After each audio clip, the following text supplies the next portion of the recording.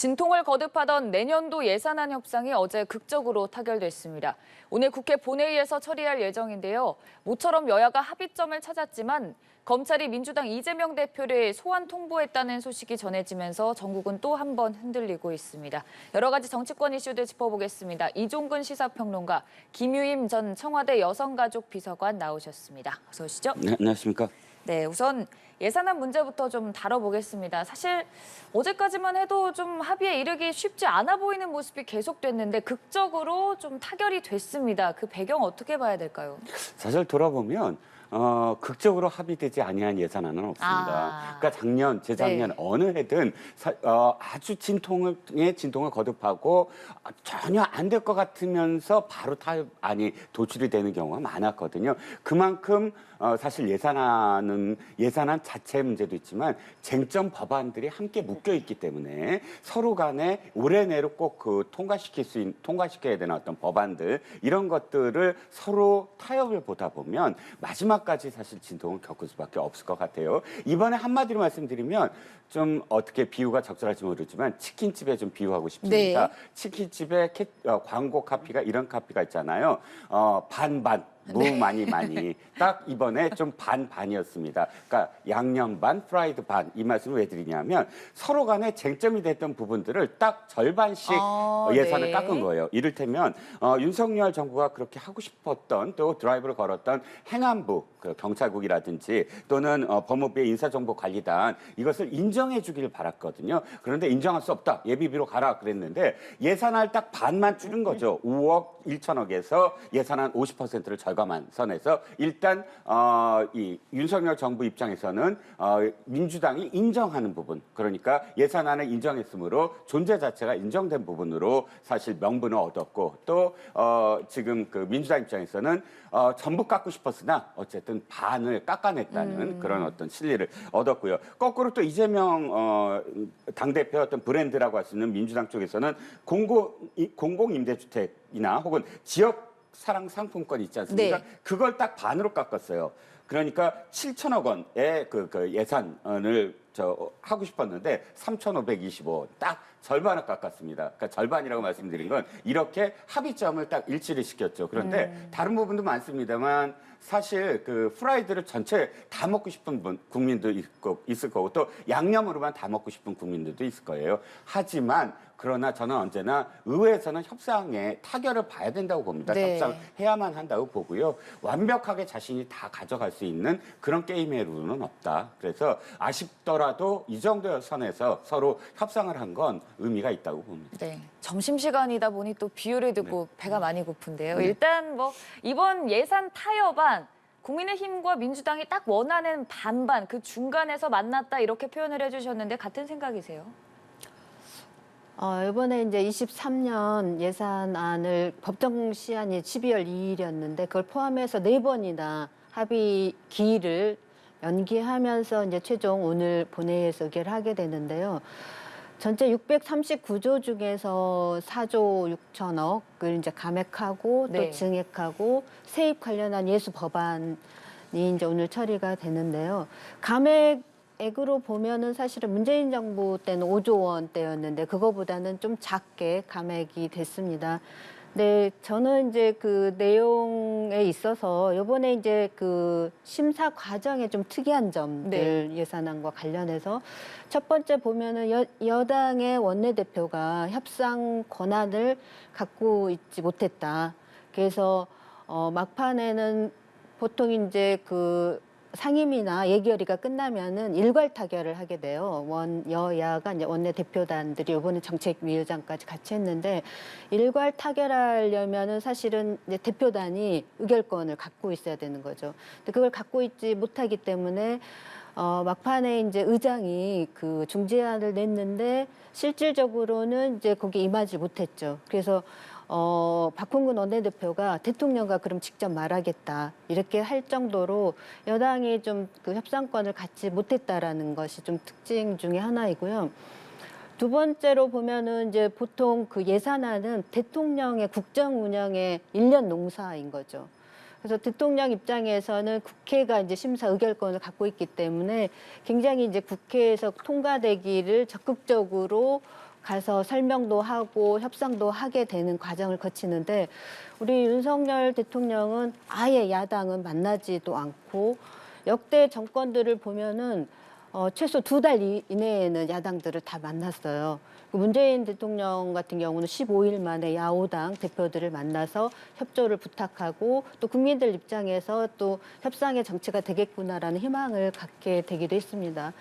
그럼에도 불구하고 이번 그 대통령실에서 예산 심사 과정에서 준예산 얘기가 나오고 이거게 굉장히 이제 역대 예산 심사 과정에서 보면 굉장히 특이한 경우가인 것 같습니다. 세 번째로 보면은 보통 이제 이번 예산이 그 건전재정, 긴축재정을 했다라고 그 예산 보고를 했었는데 긴축 건전재정을 하려면 사실 세입 부분을 탄탄하게 잡아야 되는 거죠. 그런데 이번에 그 대통령실뿐만 아니라 정부 여당에서 적극적으로 법인세 감세를 주장을 했죠.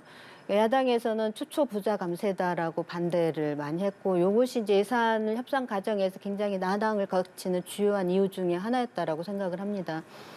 세입 부분에 있어서 지금 이제 내년에 경제 위기나 어려움들이 예상이 되는데 그러면 사회 안전망이나 취약계층들이 어려워질 거는 분명하죠.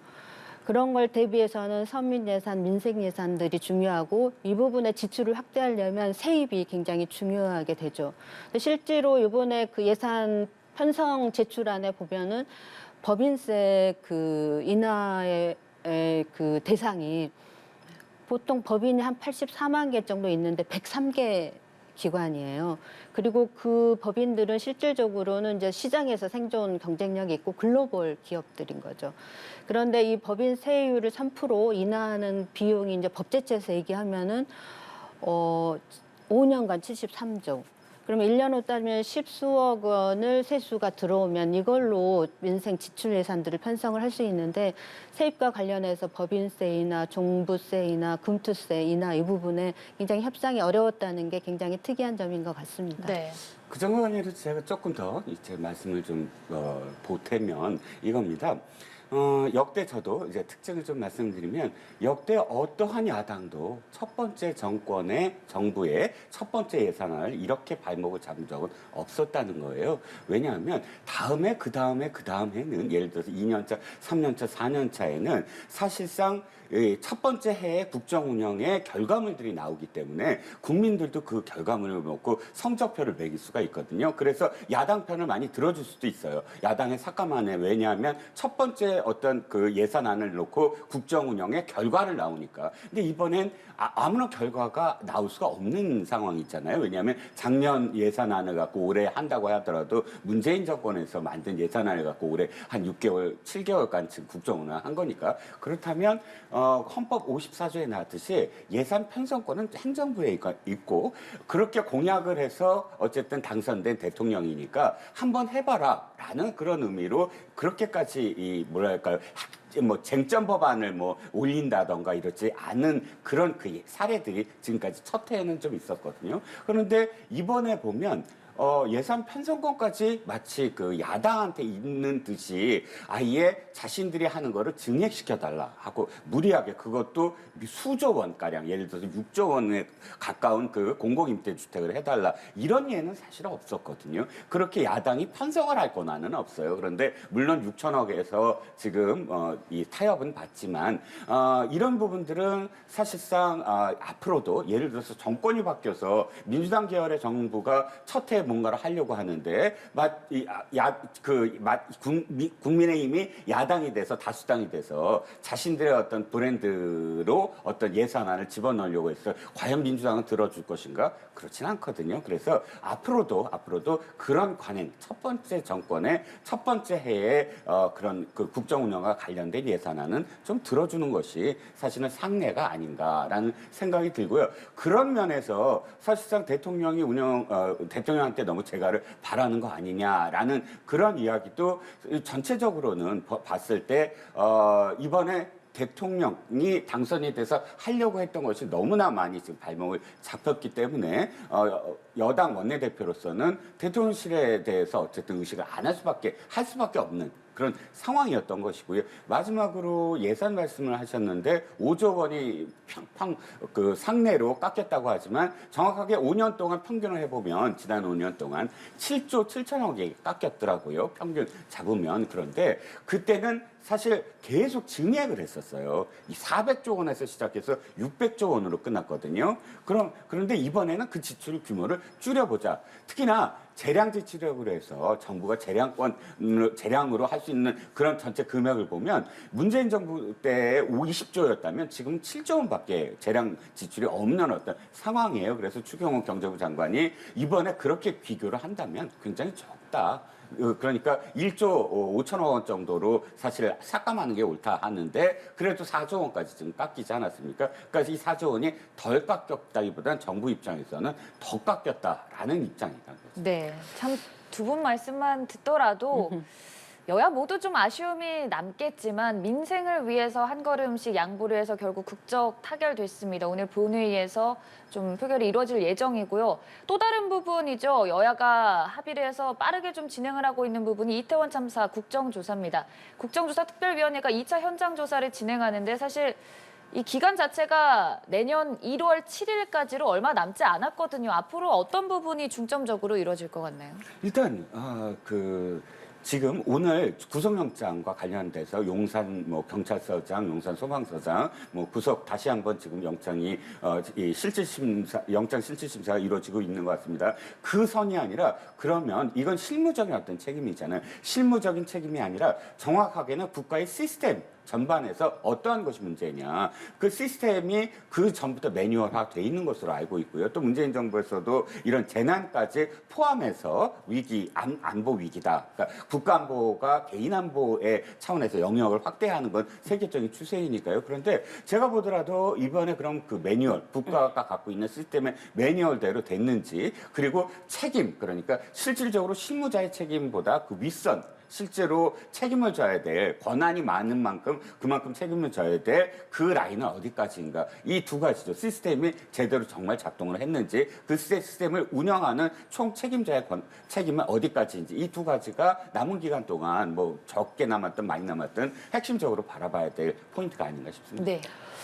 오늘 이제 행안부하고 용산구청 현장 조사가 있고 현장 조사가 끝나면은 기관 보고 있고 증인에 의한 청문회, 그다음에 보고서 채택 이런 이제 일련의 과정으로 국정조사가 진행이 되는데 이번에 예산안과 여당에서 연계하는 바람에 지금 이제 조사 기간이 굉장히 길어졌고 남은 기간이 15일 정도밖에 남지 않아서 굉장히 이제 촉박한 일정이 될 것 같습니다. 근데 조사 기간 관련해서 좀 얘기를 들어보면 이제 정부에서 자료들을 제공을 해야 되는데 굉장히 지연시키거나 개인 정보다 이렇게 안 주고 있는데 실질적으로 국정조사 자료는 안보 사항이 아니면은 다 줘야 되는 의무가 있습니다. 네. 그런 것으로 비춰봤을 때 기관 보고에서 일정을 잡는다든가 이제 청문회 증인 채택과 관련해서도 좀 일정 논란이 있는데 이런 부분을 보면 이제 기간이 굉장히 부족해질 거라고 예상을 합니다. 그런데 중요한 점은 이번 국정조사는 여야 정부가 머리를 맞대서 그날의 진실을 규명을 하고 책임질 사람들은 책임을 지고 중요한 건 이제 안전 대책을 수립을 해서 국민들이 안전에 대한 안심을 할 수 있게 하는 게 굉장히 중요한 사안입니다. 그래서 이것과 과정에서 어떠한 정쟁도 그리고 그 책임 회피나 책임을 면하려는 그런 노력들을 하면은 굉장히 저는 이제 후폭풍이 있을 거라고 생각을 합니다. 그런 과정에서 보면은 그러니까 재난안전법에 의거해서 보면은 행안부 장관이 안전 총괄 책임자로 지정이 되어 있고 국무총리는 각 기관들 부처들을 조정해야 되기 때문에 조정위원회 업무를 국무총리에게 두고 있습니다. 두 사람이 안전 관련해서 대책을 수립하는 데는 지휘 책임자인 거죠. 그런데 이번에 이태원 참사를 보면은 굉장히 단순하지 않습니까? 이전에 삼풍백화점이나 성수대교하고는 차원이 다르죠. 축제에 참가했다가 길 가다가 압사해서 죽은 참사이고 국가의 재난급의 상처를 지금 주고 있습니다. 또한 그 영상을 또 전 세계에서 다 봤기 때문에 우리가 어떻게 처리하는가를 저는 찾아볼 거라고 생각을 합니다. 이거는 이제 국가 품격에 관련한 문제까지도 갈 수가 있는 거죠. 그런 측면에서 봤을 때 행안부 장관이 관리 대책을 수립하지 않은 거는 정부 책임이라는 거는 분명해 보입니다. 유족들이 또 파면을 요청하고 있고 더 중요한 건 저는 국민 입장이라고 생각을 합니다. 앞으로도 이런 안전 관련한 그 문제들이 계속 발생을 할 수 있는데 이 행안부 장관이 이번에 대응하는 모습을 봤기 때문에 나의 안전을 저 사람이 책임지고 있는 거에 대해서 국민들이 동의하지 않는 거죠. 파면의 동의가 그렇게 많이 나오는 이유도 그렇습니다. 그래서 국정조사 기관이든 아니면 그 이전에 파면하고 경질하는 게 맞았겠죠. 국정조사 기관에 이제 면면이 낱낱이 드러나게 되고 저는 결국은 해임이든 파면이든 인사조치를 할 수밖에 없을 거라고 생각을 합니다. 그렇지 않으면 행정부의 수반이 대통령이 정치적 책임을 지겠다는 의사표현이라고 국민들은 받아들이고 또 국정조사 보고서에도 그런 내용이 포함되지 않을까 생각을 하고 있습니다. 그럼에도 불구하고 대통령께서 지금 그런 조치를 하지 않고 관저에서 같이 식사도 하고 또 어깨를 만지며 격려 수고도 했다. 격려하는 상황에서 저는 유족 입장에서 그리고 안전의 또 국민 입장에서 굉장히 이제 중요한 사항이라고 보기 때문에 행안부 장관의 파면과 그리고 국정조사에서 국무총리는 수습 중대본 본부장이었습니다. 그래서 증인으로 당연히 나와야 될 것이고 이런 문제들이 계속 진행되는 과정에서 좀 갈래가 타져야 되지 않을까 생각합니다. 네. 증인 얘기 잠깐 해주셨지만 최근에 또 닥터카 탑승 논란이 됐던 민주당의 신현영 의원도 증인으로 채택해야 되지 않냐는 목소리도 나오더라고요. 이 부분은 어떻게 생각하세요? 저는 이제 이런 부분이 경계해야 될 부분인데 증인과 관련해서 여러 가지 이견들이 있을 수 있죠. 또 여야가 합의해야 되고 기관 같은 경우도 부족하면은 본회의 의결로서 또 연장을 할 수 있기 때문에 이런 부분들 협의하고 해나가야 될 부분이라고 생각을 합니다. 신현영 의원 같은 경우는 이제 본인이 또 의사이고 또 응급의료 전문가이기 때문에 응급 명지병원에 또 근무를 했었고 그래서 명지병원 의료팀과 같이 가서 이제 봉사를 하고 싶다라는 선의의 의사를 가졌을 것이고 이것과 관련해서 굉장히 논란이 많은데요. 이것을 정쟁화하지 말고 국정조사 위원들 있지 않습니까? 이런 부분들 논의하고 이렇게 언론에서 또 여러 가지 고발, 조사 이런 부분들이 저는 얼마나 국민들에게 이제 예산안 끝나고 국정조사 시작하면서 보여주는 첫 모습이 이런 모습이면 안 된다라고 생각을 합니다. 네. 어찌됐든 예산안 그리고 이태원 참사 국정조사까지 국민들을 위한 한 마음으로 여야 모두 좀 극적으로 힘을 합쳐서 추진하는 모습이고요. 또 여야의 합치를 볼 수 있는 부분이 사면이 아닐까 싶습니다. 연말 신년 특별 사면 이 부분을 두고도 어떤 인물을 사면 대상자로 선정하느냐 조금 이견이 나오고 있는 상황인데요. 일단 28일 자정에 그 대상자들이 바로 또 사면이 이루어지게 됩니다. 지금 법무부가 특별사면심사위원회를 통해서 대상자들 심의를 하고 있습니다만 정확하게 어떤 인물들 좀 윤곽이 잡힐 것으로 보세요? 일단 뭐 이명박 전 대통령은 거의 확실해 보입니다. 이명박 대통령 같은 경우는 벌써 제가 알기에는 3번째 정도 지금 그 사면과 관련돼서 네. 2번은 아예 거론만 됐다가 사라졌고요. 이번에는 또 거론이 되고 있는데 이번에는 아마 가시화되지 않을까 싶은 게 워낙에 전직 대통령을 오랫동안 감옥에 그렇게 수용 생활을 하게 만드는 것도 전직 대통령의 나이라든지 건강을 고려하지 수밖에 없다는 것.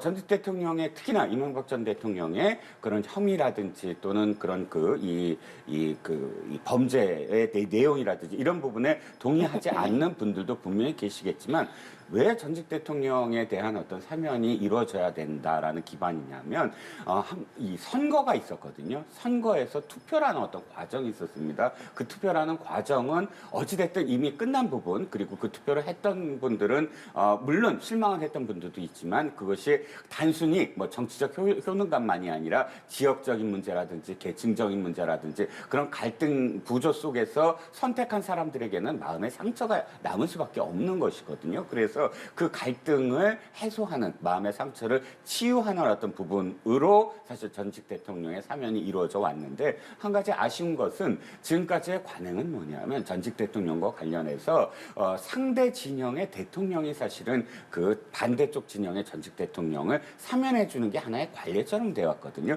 그렇게 했을 때 사실상 그것을 사면을 반대하는 자기 쪽 진영의 사람들을 설득할 수 있는 부분이 있기 때문이죠. 이를테면 5.18과 관련해서 지금 이 반란 혐의로 수용되어 있었던 노태우 전 대통령이라든지 전두환 전 대통령은 김대중 후보가 아주 적극적으로 사면을 요구했기 때문에 김영삼 대통령이 받아들이는 형식으로 해서 사면이 됐고 뭐 이런 반대 진영의 그런 이 대통령이나 후보가 사면을 요구하고 또는 사면을 하는 게 옳았는데 이번에 그 문재인 대통령께서 그걸 하고 사실은 내려오셨어야 됐다라는 아쉬움은 있습니다. 그러나 어쨌든 이명박 전 대통령은 이번에 거의 확실시되고 있을 것 같고요. 어떤 의미에서는 또 이게 정치라는 게 그 갈등의 어떤 해소이기 때문에 균형을 또 잡아야 되잖아요. 근데 김경수 도지사가 스스로 어쨌든 뭐 나오지 않겠다라고 얘기를 하니까 네. 그 사면의 대상에서 제외될 수밖에 없겠죠. 그렇다면 네. 다른 어떤 정치인들 중에 복권이 돼야 될 정치인들이 지금 뭐 오르내리고 있습니다. 뭐 한명숙 전 총리라든지 뭐 이렇게 오르내리고 있는데 기준은 또 달라야 될 것 같아요. 기준은 자신의 어떤 혐의에 대해서 성찰하느냐 안 하느냐도 사실 기준이 돼야 될 것 같거든요. 근데 김영수 지사나 한명숙 전 총리 뭐 대법원의 확정까지 다 받고 수용 생활을 하고 있거나 완전히 끝냈음에도 불구하고 자신의 죄를 인정하지 않는 그런 그 리더에게 사면 복권이 또 해야 되느냐라는 어떤 시각도 있어서 또 그 끝까지 좀 지켜봐야 될 것 같습니다. 네, 김경수 전 지사는 가석방 불원서를 냈던 만큼 이번 사면 대상에 대해서는 좀 회의적인 입장을 밝혀주셨는데요. 김경수 전 지사 뭐 사면이냐, 사면 복권이냐, 아니면 아예 없이 진행될 것이냐, 어떤 부분의 가능성이 가장 크다고 보세요? 이번 이제 사면을 바라보는 시선이 검찰총장 출신의 또 대통령이고 네. 또 법무부 장관도 검사 출신이기 때문에 그리고 이번 정부의 첫 또 연말 사면이지 않습니까? 그래서 이 법의 형평성과 집행에 있어서 어떤 원칙을 갖고 어떤 방향으로 사면을 하는가가 저는 먼저 제시가 되어야 된다고 생각을 합니다.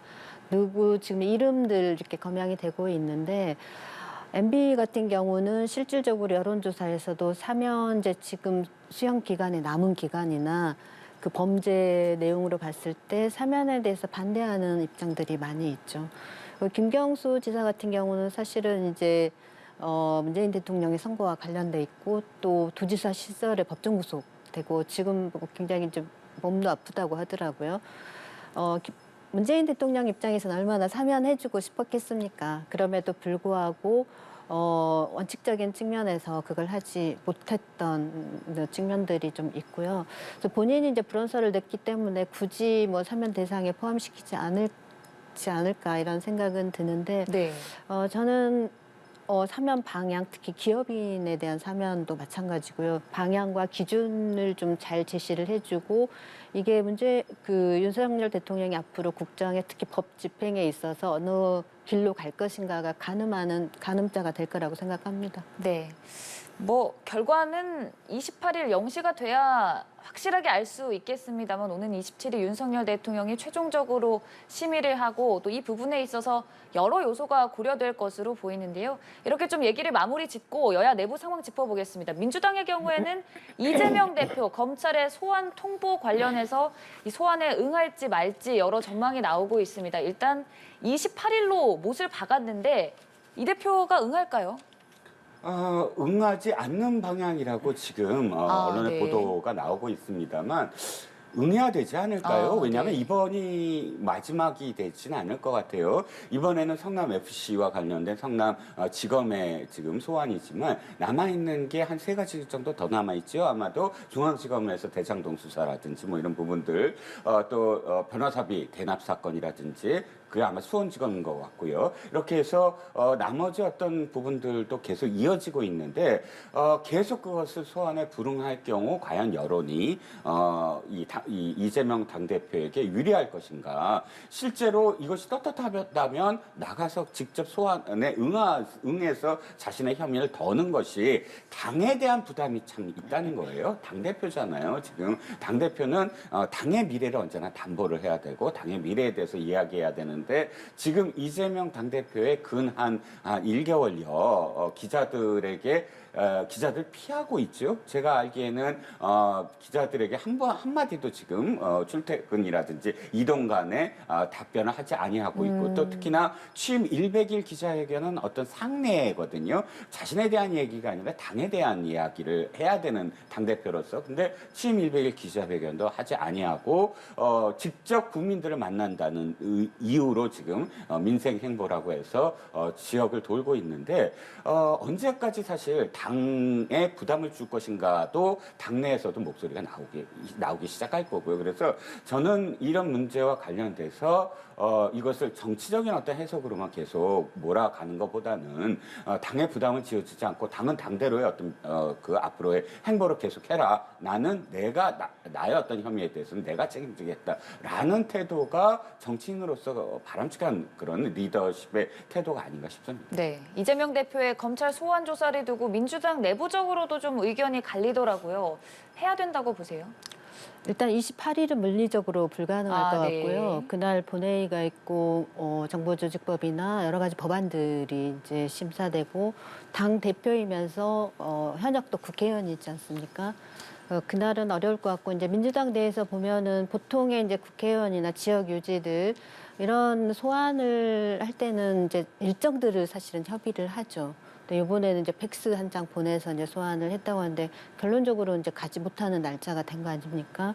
이제 그런 아쉬움은 있고 이제 당 내에서 본인도 이제 적극 고민을 하겠지만 당 내에서도 같이 고민을 해서 적절한 판단과 선택을 하리라고 봅니다.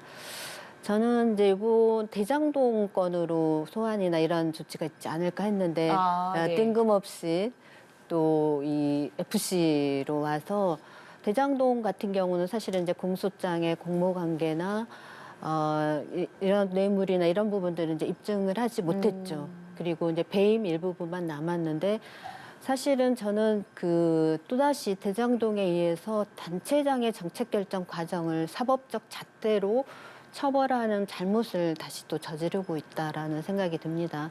배임 같은 경우, 대장동 같은 경우도 실질적으로는 성남시에 세수의 900억 가까이 민관 합작 개발로 인해서 기여를 했고 이런 결정을 한 여러 가지 과정에 대해서 계속 수백 번의 압수수색을 통해서 그리고 피의 사실도 공포하고 모든 그 국정 운영 아젠다가 검찰발 아젠다가 정말 너무 많이 있는 것 같습니다. 이번 FC 같은 경우도 비슷한 맥락이고요. 저는 검찰 권력이 이제 국가 권력 중에서 가장 공명정대하게 집행돼야 된다라고 생각을 합니다. 왜냐하면은 사람들의 인신에 대한 구속을 할 수 있는 이런 인권에 관련한 문제이기 때문이고 검찰 권력이 그러기 때문에 정치 권력으로부터 독립해야 되고 또 정치 세력화되는 것을 스스로 또 경계해야 된다고 생각을 합니다. 근데 이번 정부 들어서 강요나 기관이나 이런 대통령실까지 검사 출신이 굉장히 많이 인사를 했고 그렇기 때문에 이제 검찰 공화국이다라는 그런 평가까지도 받고 있지 않습니까? 저는 이번 이제 검찰이 검찰 권력을 야당 죽이기, 이재명 타겟팅해서 수사하는 거, 그리고 제 식구도 감싸주는 여러 가지 지금 공판 과정에서 나오는 사례들이 있습니다. 김웅 의원의 그 20대, 21대 총선 전에 그 진보 인사 고발 사주건만 하더라도 이번 공판 과정에서 드러난 게 그 기소 불처분 결론을 내는 과정에서 부장검사가 허위 그 문답 보고서를 작성을 했죠. 그게 이제 공수처로 고발돼서 공수처에서 현재 수사 중에 있고 김건희 여사만 하더라도 공판 과정에서 문자와 녹취가 통정거래나 이런 부분들이 많이 나왔음에도 불구하고 그 수사에 있어서는 묵묵부답이죠. 이런 부분들이 이제 야당 탄압이고 이렇게 인식할 수밖에 없고 야당이 좀 집단적으로 대응할 수밖에 없는 상황으로 좀 몰고 네. 가는 것 같습니다. 네, 일단 뭐 28일은 물리적으로 좀 불가능하다는 생각이시고 또 비서관께서 짚어주셨던 부분 중 하나로 이번에 소환 조사가 대장동이 아니라 성남 FC 의혹인 부분 이유가 있을까요?